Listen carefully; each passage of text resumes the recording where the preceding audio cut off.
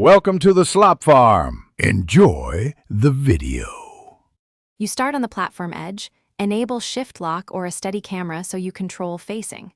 Place your toes just over the lip, about 0. 5 studs and hold forward, this loads your momentum.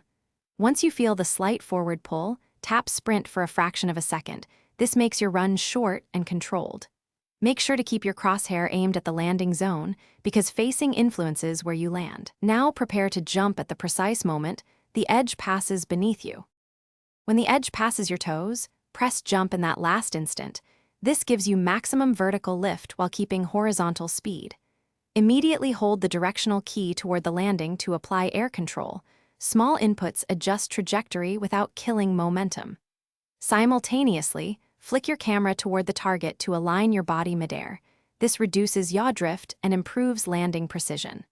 Once airborne, don't overcorrect. Micro adjustments are faster and more. As you approach the landing, aim for the center and prepare to absorb impact.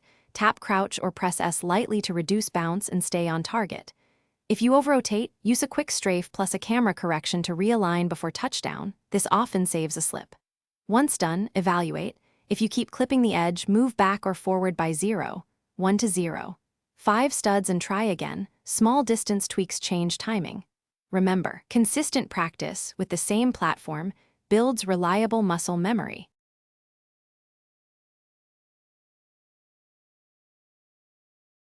Thanks for watching.